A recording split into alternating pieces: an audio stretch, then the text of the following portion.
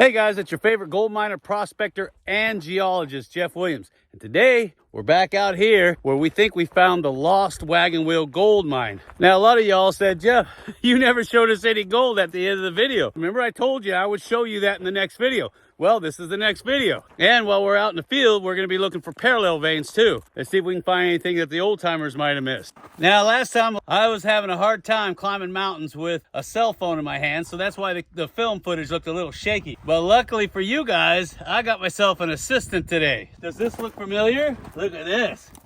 All these beautiful quartz veins, all the way up here on the side of the hill. See this? Isn't that nice? But remember, I found a spot that was really juicy, and that's what I'm interested in. Actually, two spots. Look at this. See this quartz vein? Look at that monker. Just mere inches under the surface. It's got to be about 8 inches wide. And look, it's been sheared right here. This guy used to be a part of him. He sat here. There's a fault running through here somewhere. It's been jogged over. So my question is how far does it go? And I know you want to know. So we're going to get to the bottom of it today and find out just how long this quartz vein is, sample it to see if there's any good values in it. Then I'm going to take you over to my sweet spot, my honey hole. But I'm not going to do nothing until you smash that like button. Smash it all. Oh, sorry.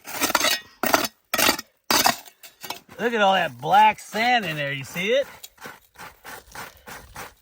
Look at that. No more vein. Where did it go?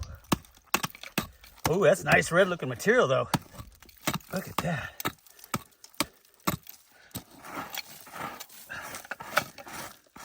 But no vein. Vein, no vein, vein. You have some kind of fault through here. It shifted it, brought it over. But that is good looking red material. Look at that. Then the vein goes this way. Look, no more vein. See that? That's country rock.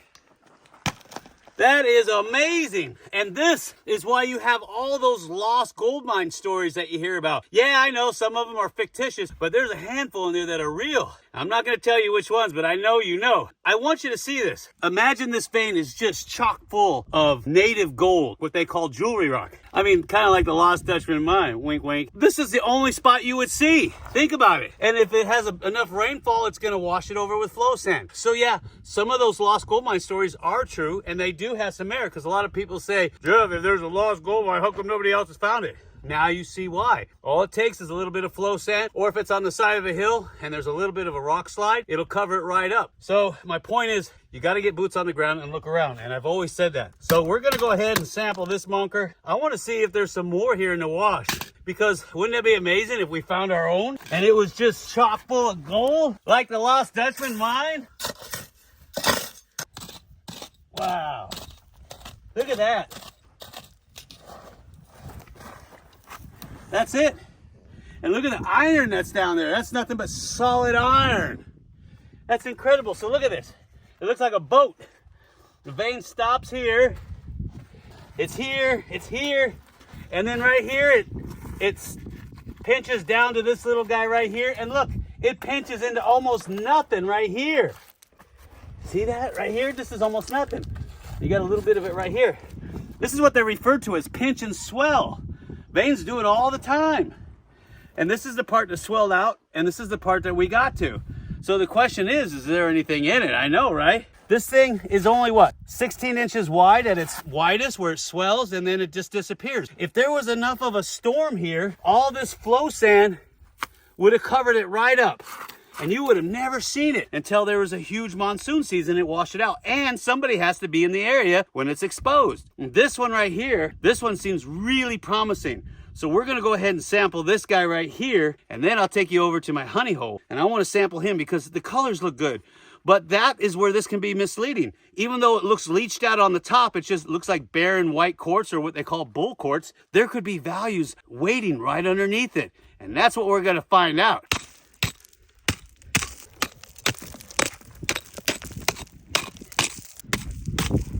Wow, I was right. The further down you get, the better it looks. And that just goes into what I told you, is a lot of times if you have an outcrop of quartz, it'll weather out most of the mineral assemblages in there and it'll look bleached white. And they call that bull quartz. And when you find it on the side of a hill, it's called float. But all you got to do is get down deep enough, and sometimes you can see where right away you've got mineralization in that quartz. I mean, it's just beautiful looking stuff. Look at that. All of this stuff, it's got heavy irons in it. I don't see any sulfides, and I sure don't smell them. So now the problem is I forgot to bring a classifier. Con! So what I'm gonna do is I'm just gonna scoop up some of the material, the looser material, throw it in the pan, and then what I'll do is I'll cover this all back up, because if there's something good in here, I don't want somebody else to find it. And if you guys have your own stories of lost gold mines, go ahead and leave me a comment down below. Oh, you guys remember this spot, huh? Look at the iron that's in there. Oh, isn't that beautiful? And like I said, the vein is about 18 inches wide. This is a separate vein right here. That's not associated with the other one. And you see how bleached out white the outcrop is right here? There's nothing in there, but look at this. If I go down maybe 12 inches, look how nice and beautiful red, and all the minerals start showing up. There's the hanging wall, and there's the footwall right there. Do you see it? So what we're gonna do is I'm gonna tunnel into this, and I'm gonna try to get into the heavier iron oxides, because that is where all the loose material is, and that will be primarily where the gold is, because a lot of the gold is going to form inside the fissures in the quartz. And I did a video on that, and I'll explain that later if you don't know. We're going to dig out from both sides, and then we're going to determine how much gold, if any, is in here. Then we can come back and we can localize it. Now, the best thing to do is, when you're sampling, is do a channel sample across the vein. If you're just going to do a bulk sample, if you find gold, you go back and you grab a sample from the hanging wall. You grab a sample from the contact zone of the hanging wall and the quartz vein, sample in the middle, and you do the same for the footwall on the other side. The reason why is because a lot of times I've seen most of the gold shows up against the hanging wall, and there's a reason for that too, and I'm not going to get into that. Depending on the type of deposition model, because you can have a lot of alteration going on in the hanging wall, you can actually have fine disseminated gold in the hanging wall. And I've actually seen where there are areas where there's more gold in the country rock, the hanging wall, than there is in the quartz vein. But like I said, each deposit is unique and different, and that's why when you're sampling, you're a detective. You got to figure out where the highest concentrations of gold are. And if you don't want to do all that, you can actually bulk a lot of this stuff up and then send it off to an assay lab, and they'll do all the work for you. And they'll actually be more accurate about it and tell you exactly what's in there if you want to test for platinum group metals, silver, copper, gold, things of this nature. All right, I'm going to pull a sample. I'm going to dig down into this material. I know I should have brought my safety glasses, but I got these, so hopefully they hold. All right, here we go.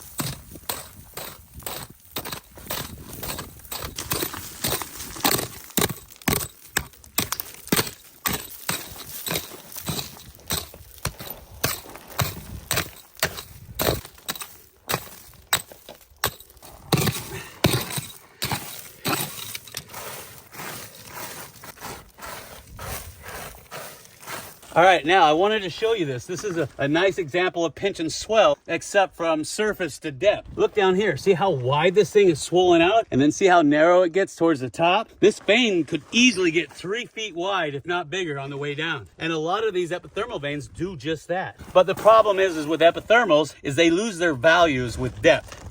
And there's a reason for that. I'm gonna pull my channel sample right here. This looks really good in here. I'll pull it from the hanging wall to the footwall. We'll collect that up, all this loose material, and then we'll pan it out and see what we got.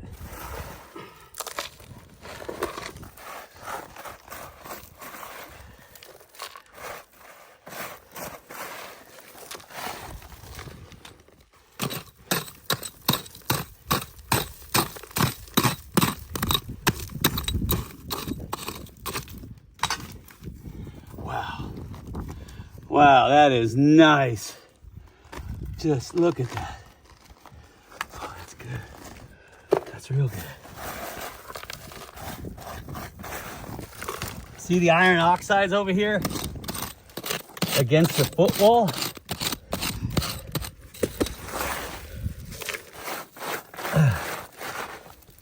Oh, this is gonna be fun to carry out of here. I should have brought my backpack. Dang it. Okay. All right, that's about as much as I want to carry because I got a long walk out of here, and that is gonna get heavy real fast. I tell you what, it's not that hot out, but that sun, somebody cranked up the UV energy on that darn thing. It's killing me. That gold fever's taking over, so. All right, let's head out of here because I know you want to know what's in here. I want to know what's in here. So you know what I'm gonna say, huh? So come on, let's go. Look at this little tiny outcrop right here. Isn't that cool? There's nothing around here. Here, nothing. But then right here, you have this little tiny outcrop. See that? Nice. You never know what you're gonna find with boots on the ground. I got another one. See this? A little bit of an outcrop. This is a separate vein structure. Nice little outcrop in this granitic rock. More outcrop, more outcrop. Comes along this way, outcrop, and then boop, disappears. And you can see where somebody's marked it with, I don't see anything in it. That doesn't mean there's nothing in it. We'll put it on the map. A little alteration pocket, you see that? That might be worth sampling right in there. You could live in this one too. Look at that, perfect place for a smokestack. Hey, have you guys ever tried this Old Trapper teriyaki beef jerky? Man, I could live on this stuff. All right, so we don't have a lot of water, so I'm gonna go ahead and I'm gonna do a combination of dry pan, then wet pan, and see what we got out here. Now remember, the key to panning, whether it's dry or wet, is you've got to stratify that material. That's the key. And to do that, you got to shake that pan vigorously back and forth. And what that does is it allows the space for the heavier items like black sand and gold that have a higher density to them to drop down in between those spaces that you're creating by shaking it. That's why stratification is so important, whether it's water or dry panning. So remember that. So you're gonna shake it.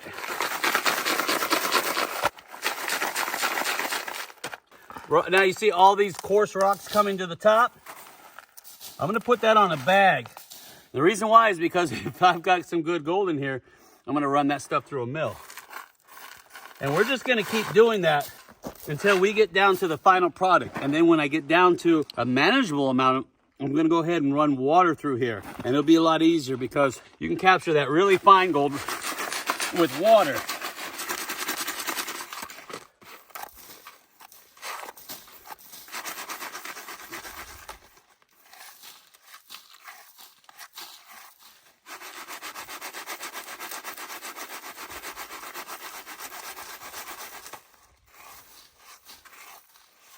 Now, in the old days, they used to take a blanket. Two guys would have a blanket. They'd throw all the material on there, their placer with the dirt, and they would do like this with the blanket. It's called winnowing. And what it does is when the material goes up out of the blanket, the wind, supposedly, blows the lighter stuff out. Heavier stuff goes back down in the blanket. Later, we'll make a video explaining how that works and how effective it is. But that's what they used to do back in the old days, especially the old Mexican miners that were working lower parts of Arizona and Nevada.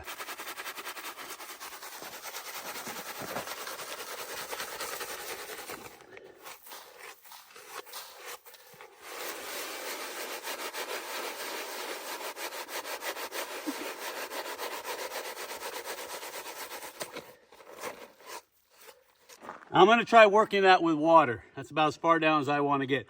Here we go.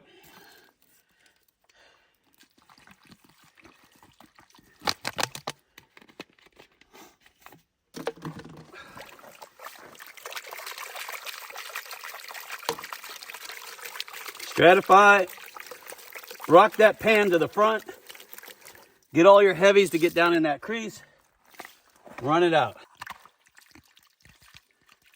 I'm gonna have to time this just right so I have enough water for the material that I'm working. Wow, look at all that. Look at all that black sand in there. That's a no-brainer coming off of that load. Oh man, I can't wait to see what's in here.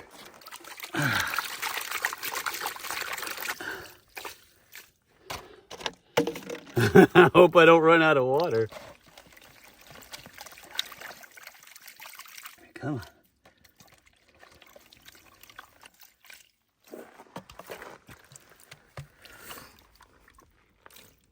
Jeez, that's a lot of black sand.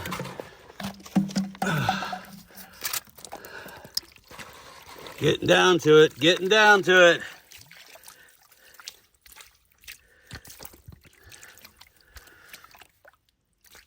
Okay, hopefully that's enough. All right, let's see what we got. Oh, okay. Get that in the sun. Give us some taps. Look at that. Just look at that black sand. Oh, I see some fines. There's a little fine one there, little fine one there. Shake it down. Really ultra. Oh, look at that. Look at that, ultra fine. And there's a nice coarse piece right there, but that's ultra fine. Now that doesn't surprise me. That, like I said, that stuff looks like it's awfully rich. And what we'll do is we'll go ahead and take a lot of this stuff back and we'll run it through a mill, because what we're seeing is just the larger pieces that have fallen off inside of these fractures and fissures, the heavier stuff. And so you know that there's going to be large pieces of gold in there. So I wanted you to see this, and I want you to do the same when you're out in the field, is take samples everywhere. If the ore looks ugly, if the ground doesn't look right, if something just doesn't feel right, sample it. I'm telling you, just take the 5 minutes to pull over if you have to, or to walk a few extra feet to get that sample. I'm telling you. At the end of every month, we give away a brand new Gold Monster 1000 metal detector, bags and bags of pay dirt from our drift mine, and silver bars. All you got to do to get involved with that is just click on this little link right here, make a $10 pledge, and you're in like Flynn. And to watch more videos like this one, just watch this one right here, and I'll see you on the next video. It reminds me of the Lost Arch Mine. Remember that? We did a video on it. And yeah, we know where that lost gold mine's at too.